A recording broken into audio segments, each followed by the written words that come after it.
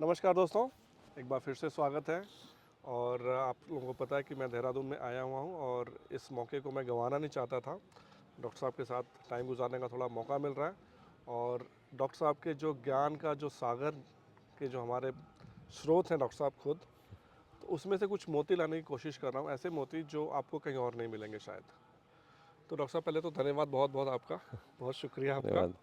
आपको थर्ड आई का एक्सपीरियंस कैसा लगा जी और आपको यहाँ के थेरेपीज़ कैसे लगे? जी जी। आप अपने दर्शकों से ज़रूर शेयर करें। यस, इसके ऊपर दोस्तों एक मैं पूरा एक और वीडियो थोड़ा टूर के साथ बनाऊंगा। लेकिन आज आप देख रहे हैं मुझे इस भारतीय रूप में, तो पूरी आज मैंने यहाँ पे शिरोधारा से लेके स्टीम सौना बाथ जो होता है और मड लेपन, तो आप लोग देख रहे हैं कि एकदम बिल्कुल आ, एक रिजुविनेटेड फॉर्म में मैं आप लोगों को दिख रहा हूँगा। और इसीलिए आज दिमाग में भी जब आप रिजुविनेटेड होते हैं, जब आपके पूरे बॉडी रिलैक्स मोड में होता है, तो यू स्टार्ट गेटिंग आइडियाज़। सो अभी बैठे बैठे मंत्रोच्चारण के बीच में डॉक्टर साहब, मुझे ख्याल है कि क्यों ना भारतीयता में बात की जाए। सो दोस्तों, इस जैसे आप लोगों को पता है कि 25 फरवरी को मेरा माइक्रोबायोम का कोर्स का समापन है और यहीं पे हमने रखा है लास्ट क्लास। सो इस मौके का आप लोग फ़ायदा उठाइएगा और ये सब जो यहाँ पे मिल रहा है आप लोगों को, ये सब लेप, मड लेपन क्या बोलते हैं उसको डॉक्टर साहब हिंदी में, मड लेपन और पंचकर्म। पंचकर्म का पार्ट है, शिरोधार कराया और बहुत ज़बरदस्त रिलैक्सेशन मोड में हूँ मैं इस टाइम पे। सो उस पर एक मैं वीडियो और बनाऊंगा, टूर कराऊंगा, दिखाऊंगा आप लोगों को कि क्या क्या यहाँ पे फैसिलिटीज़ हैं और किस तरह के रूम्स हैं और किस तरह का पंचकर्मा का वो है। सो डॉक्टर साहब, बहुत धन्यवाद उसके लिए। आपके सामने मैं तरोताज़ा एकदम महसूस कर रहा हूँ और एकदम ठंडे पानी से भी नहा कर आया हूँ मैं। सो डॉक्टर साहब, कल हम बात कर रहे थे भारतीय जो हमारी संस्कृति में, जो हमारे वेदों पुराणों में जो छुपी हुई चीज़ें हैं, जो वैसे तो सामने मेरे को लगता है कि हैं, लेकिन हम उस पर हम ध्यान ही नहीं दे पाए। और हम वेस्टर्न वर्ल्ड की तरफ जाके हमने सोचा कि सारा कुछ नॉलेज का भंडार वहीं पर है, जबकि अब खोदने पे ये पता लग रहा है कि वो चीज़ें तो यहीं से लेके गए और उसको इंग्लिश में ट्रांसलेट करके उन्होंने प्रस्तुत कर दिया कि हमारा है। तो इसमें कुछ एक दो एग्जांपल्स अगर आप दे सकें, कुछ हम बात कर सकें ज़रूर। इसमें। अभी जो हमारा पीछे जो चल रहा है, जी इसी पे बात कर लेते हैं। जो अभी जो भजन चल रहा है, जी अभी बात करेंगे। मैं इसमें ये स्ट्रेट वे बताना चाहता हूँ। वेद, पहली बात तो वेद पहले इकट्ठे ही थे। बहुत कम लोगों को ये पता होगा, इसलिए उनको पता होना चाहिए। वेद 4 भाग में डिवाइडेड राम के टाइम में नहीं थे। जी ये वेद व्यास ने किया है। वेद व्यास ने पूरे वेदों, क्योंकि वो बहुत ज़्यादा विस्तृत था, उसको 4 भाग में डिवाइड किया है। तो अगर आपको कोई ये दिखे, कोई मूर्ति, कोई नया मूर्ति आपको दिख सकता है जिसमें धन्वंतरी के हाथ में यजुर्वेद है और उनके हाथ में ऋग्वेद है, उस पर विश्वास मत करिएगा। वो लैक ऑफ नॉलेज है, क्योंकि वेद वेद हैं। उनको इसलिए वेद व्यास ने किया क्योंकि उसको, और वेद व्यास ने किया और पहली बार जी नारायण ने अपनी वाणी में, गीता में ये मेंशन किया कि मतलब इसमें वेदों में मैं यजुर्वेद हूँ। पहली बार मेंशन किया उन्होंने। तो ये उस समय से वेदों को वो ऋग्वेद, सामवेद, यजुर्वेद, अथर्ववेद, ऐसा नहीं है कि ये 1 2 3 4 है, लेकिन ऋग्वेद ओल्डेस्ट रिटेन डॉक्यूमेंट है। और वेद पहले रिटेन डॉक्यूमेंट नहीं होते थे, पहले ये ओरल ट्रेडिशंस में चलते थे। और उपनिषद का मतलब था, आइए बैठिए मैं आपको ज्ञान दूं। उपनिषद का फुल फॉर्म यही है। तो ये ओरल ट्रेडिशंस, कोई पूछ सकता है कि क्या उनको लिखना नहीं आता था? कोई पूछ सकता है। क्या उनके पास लैंग्वेज नहीं था? क्या उनको लिखना नहीं आता था? या वो पत्ते पे लिखते थे, उनको आइडिया नहीं था लोगों को स्टोन पे लिखना चाहिए? तो वो एक दो बातें भूल जाते हैं कि इस ब्रह्मांड में कुछ भी परमानेंट नहीं है। जी जो परमानेंट है, जो हम अभी बातें कर रहे हैं, ये भी ये तरंगें हवा में रह जाएंगी। और सॉफ्टवेयर ट्रांसफ़र कैसे करेंगे आप? आज के ज़माने में अगर आप रिटन में करें तो कुछ अगर डिलीट हो गया, कुछ लिखने में भूल हो गया या भूल गए, जी, तो कैसे आप उसको ट्रांसफ़र करेंगे नेक्स्ट जनरेशन को? तब तो वो भूल गया, वो that that portion will be lost. लेकिन जब सॉफ्टवेयर ट्रांसफ़र होता है from one brain to the other, तो उसमें ये भी ख्याल रखा जाता है कि किस युग की बात हो रही है, उसका उस युग में हो सकता है रेलेवेंस रहा होगा, आगे के युग में नहीं है, तो सॉफ्टवेयर ट्रांसफ़र में वो मॉडिफाई होता जाता है। बेसिक स्ट्रक्चर सेम सेम रहता है, समय के हिसाब से उसमें मॉडिफिकेशंस आते हैं। जी, उसको श्रुति और स्मृति कहते हैं। तो श्रुति जो आपने सुना, इसीलिए श्रुतियाँ जो हैं वो परमानेंट हैं।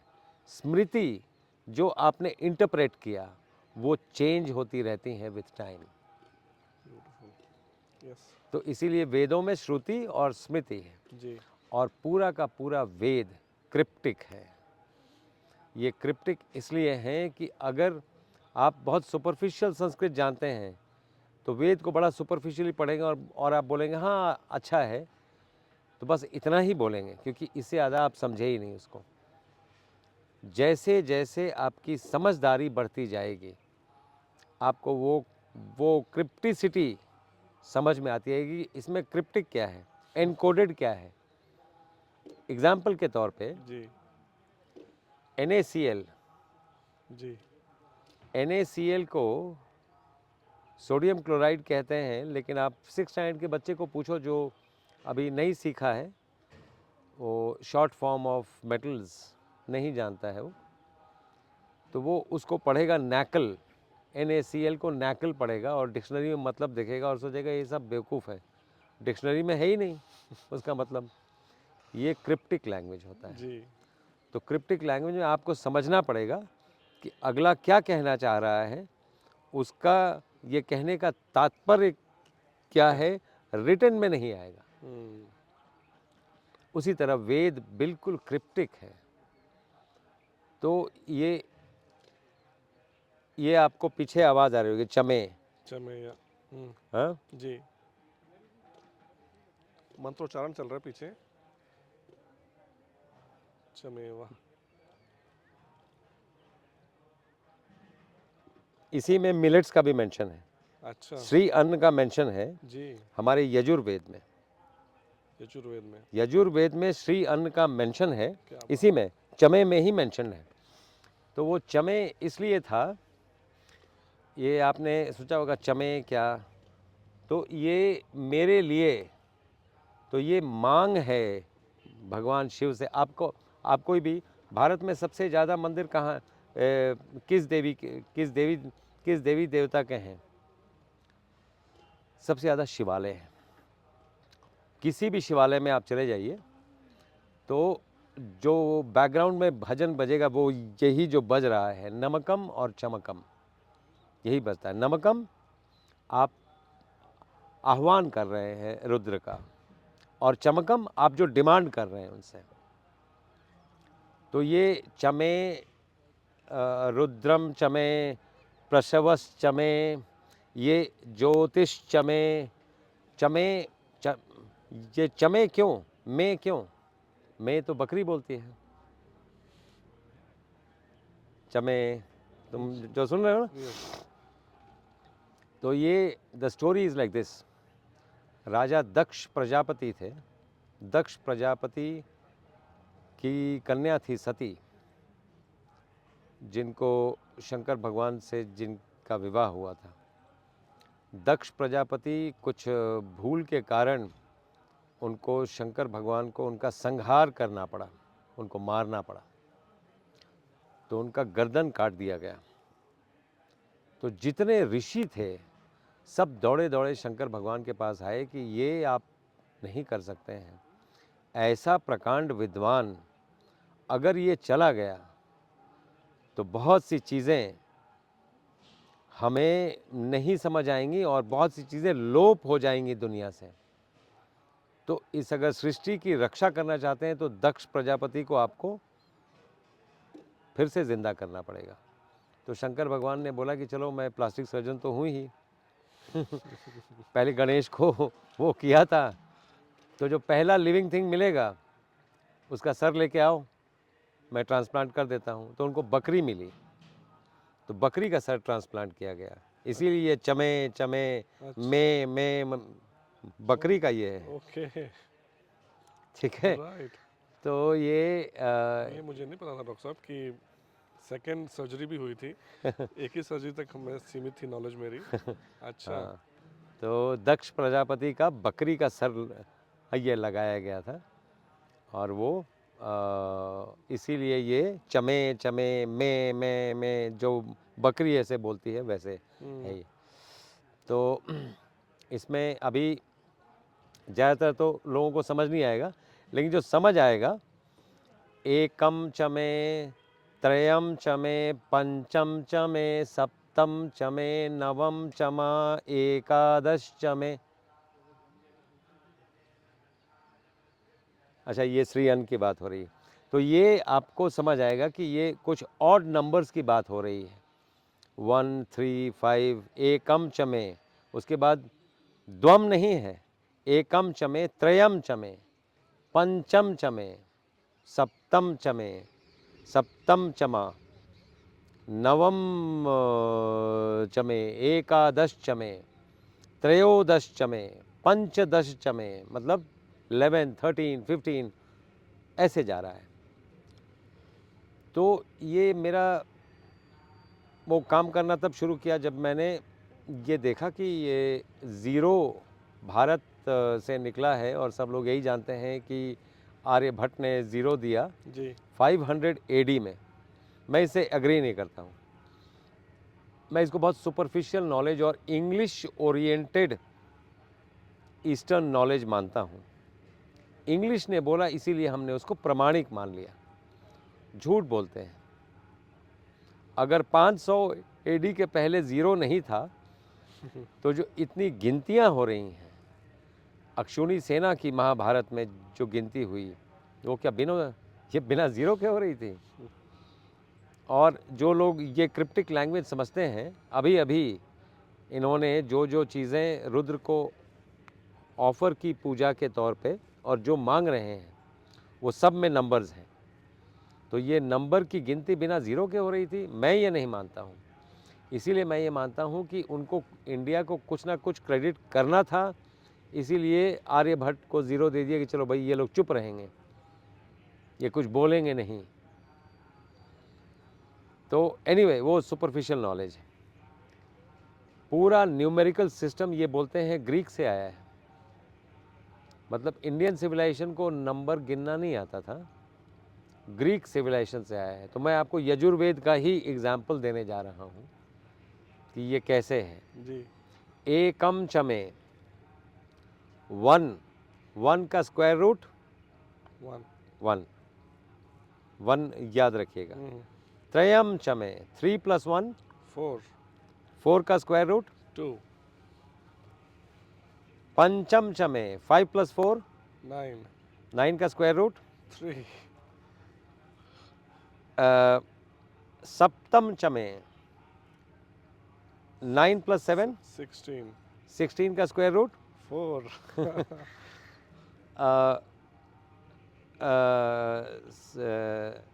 नवम चमा है ना, सप्तम चमे हाँ हाँ सप्तम चमे नवम चमे, तो नवम 16 + 9 16 + 9 25 25 का स्क्वायर रूट 5 क्या बात है। आप देखिए। और एकादश चमे 16 प्लस नहीं हाँ एकादश चमे, तो लास्ट क्या था 25 + 11 36 का स्क्वायर रूट 6 तो ये सारा का सारा सीरियल 1 2 3 4 5 6 हमें नहीं आता था। मुझे लगता है कि किसी को नहीं आता था, हमें आता था। यजुर्वेद का ये जो हम पढ़ रहे हैं ये यजुर्वेद से आया है। मेरे कहने का मतलब ये है कि ये चीज़ें इतनी ज़्यादा क्रिप्टिक हैं कि आपको एक बार या 2 बार या 5 बार पढ़ के शायद ना समझ में आए, उसको बार-बार पढ़ना पड़ेगा। इसीलिए जो टीचर्स होते थे, टीचर्स ने जो गुरु होते थे, उन्होंने कई बार पढ़े होते थे। इसीलिए उनकी समझ का लेवल बहुत डिफरेंट था। जो विद्यार्थी हैं, उनकी समझ का लेवल धीरे-धीरे बढ़ता था। इसीलिए कल मैंने ये मेंशन किया था कि हमारे यहाँ कॉन्वोकेशन मतलब शिक्षांत समारोह, हमारे यहाँ शिक्षांत वर्ड ही नहीं है, दीक्षांत समारोह है। पढ़ाना समाप्त हुआ, शिक्षा तो उम्र भर चलेगी, बिल्कुल इसीलिए दीक्षांत समारोह होता है, जी। इसीलिए दीक्षांत कहते हैं। तो हमारा बिल्कुल ही बहुत डिफरेंट है और बहुत बहुत गहरा है।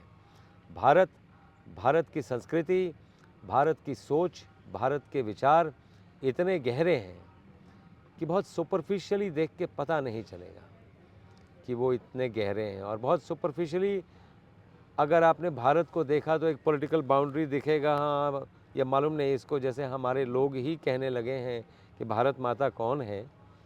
तो कभी-कभी बहुत हँसी आती है और कभी-कभी हमें थोड़ी लज्जा भी आती है कि हम ऐसे लोगों के बीच में हैं जिनको यही नहीं पता है, जो रोज़ उनका न्यूज़ में नाम लिया जाता है, ऐसे लोगों को यही नहीं पता है कि भारत माता किसको कहते हैं। एनीवेज़, वो एक सेपरेट स्टोरी है, we don't want to get into that. जी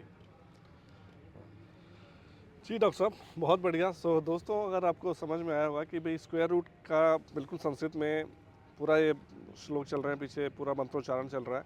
और 500 एडी में हमने तो ज़ीरो ढूंढा था, और यजुर्वेद तो मेरे ख्याल से 500-600 साल पहले लिखा गया होगा डॉक्टर साहब। कंजर्वेटिव एस्टिमेट से 5,500 BC के आसपास है, जी कंजर्वेटिव एस्टिमेट से। जी मैं तो नहीं मानता हूँ, बिल्कुल मैं मानता हूँ ये टाइमिंग में बहुत लोचा किया है ब्रिटिशर्स ने, क्योंकि उनको मतलब अपनी पूजा पद्धति फिट करनी थी उसमें। इसीलिए वो बोलते हैं कि इसके पहले तो वर्ल्ड एग्जिस्ट ही नहीं करता था, तो इसलिए वो we don't agree with the time that they say. लेकिन फिर भी 5,500 साल पहले is quite an amazing thing कि अगर तुम्हारे बोलने से चलो 5,500 साल पहले हमें इतनी बातें पता थी, तब क्या, वेयर आर यू नाउ, वो बात है। जी तो बहुत जी डॉक्टर साहब, थैंक यू। और वैसे भी कंपटीशन नहीं है, हमें कई बार अज्ञानतावश, लोग अज्ञानतावश कहते हैं, हमें उससे विचलित नहीं होना चाहिए, ऐसा लगता है मुझे। हमें पेशेंस रखना चाहिए और उनको बताना चाहिए, क्योंकि मैं देखता हूँ कि प्रखर रूप से आज के दौर में बताने वाले लोग भी नहीं हैं। जी कोई ऐसे प्रखर रूप से बताता ही नहीं है, और ना ही मैंने कोई वीडियोस देखे हैं कि लोग प्रखर रूप से बता रहे हैं कि ऐसे है। इसीलिए हमने सोचा कि हमारा दायित्व बनता है कि हम इसको लाएं दुनिया के सामने। जी जी डॉक्टर साहब। जी दोस्तों, तो आप लोग कमेंट करिएगा, क्योंकि मेरा तो मेन मकसद आपको पता है कि हम हेल्थ के बारे में बात करते हैं, पर मुझे ये भी है कि अगली जनरेशन जो है हमारा, जो भी डॉक्टर साहब ने बात की कि बताने वाले तो छोड़िए, बताने वाले ऐसे हैं कि जो आपको बताते हैं कि हम लैंड ऑफ स्नेक चार्मर्स, है ना, कि हम बस सांपों बिच्छुओं में खेलने वाले रहे हैं और हमें कुछ पता नहीं था।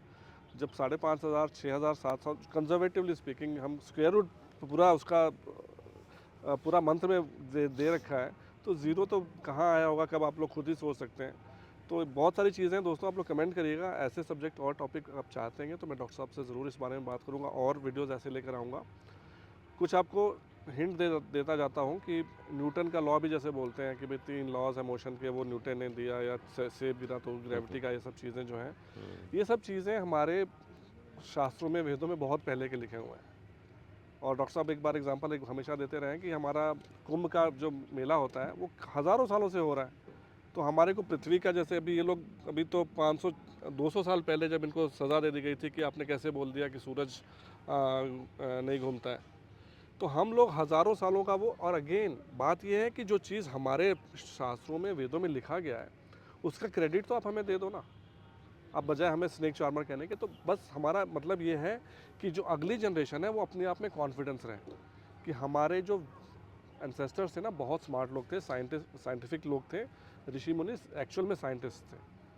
तो वो कोशिश ये, जो आप लोगों को पता है कि 2047 मिशन है अपना, कि भाई भारत को विश्व गुरु का दर्जा मिल जाएगा, जल्दी मिल जाएगा, लेकिन ट्रू फॉर्म में। और जैसे डॉक्टर साहब का एग्जांपल के साथ ख़त्म करूँगा कि विश्व गुरु बनने का मतलब हमारा अमेरिका चाइना जैसा नहीं है कि दूसरों को दबा के रखने का है।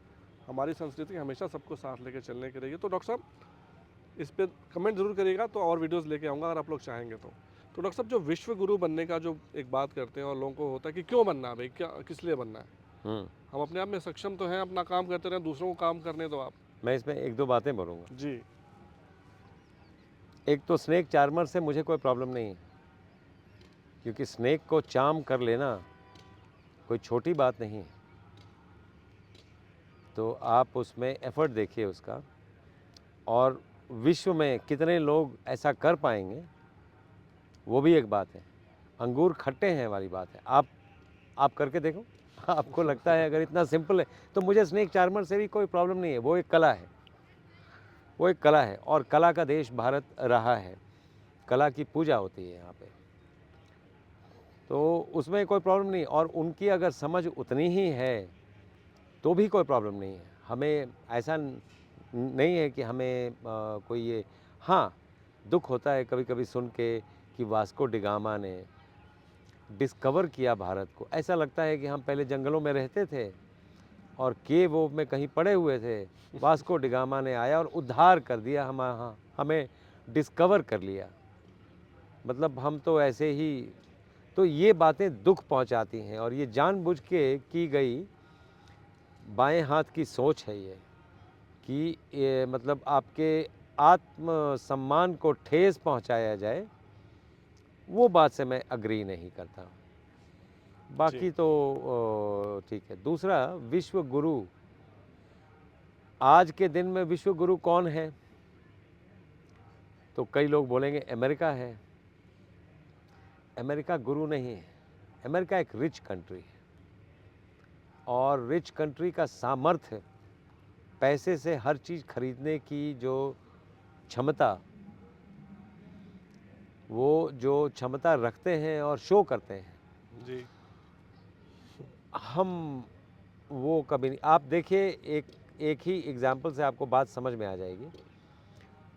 पैसे वाला मतलब पावरफुल आदमी, ही हैज़ गॉट पावर, और सॉफ्ट पावर भी है, हार्ड पावर भी है, उसके पास मिलिट्री माइट भी है, और सॉफ्ट पावर भी है। तो इज़ अ पावरफुल मैन।